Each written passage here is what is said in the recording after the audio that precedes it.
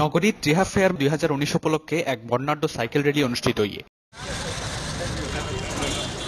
March 13 তারিখ বুধবার বেইন্না 9:30টায় নগরীর রেডিসন ব্লু হোটেলের সামনেতুন এই সাইকেল র্যালি শুরু হয়। র্যালিও নগরীর লালখান বাজার আগ্রাবাতইরে একু জায়গা তাইরে শেষ হয়। কিছু স্বপ্ন আছে যা ছুঁয়ে দেখতে ভবিষ্যৎ প্রজন্মের জন্য সুপরিকল্পিত। এ সময় র্যালির উদ্বোধনী অনুষ্ঠানত উপস্থিত ছিলেন রিহেবের সহসভাপতি ও চট্টগ্রাম আঞ্চলিক কমিটির চেয়ারম্যান আব্দুল করিম চৌধুরী সহ রিহেবের অন্যান্য সদস্য। Desk news C+TV।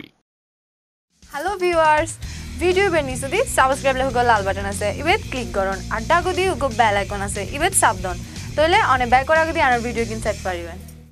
আরা সাগাইয়া হতা হই।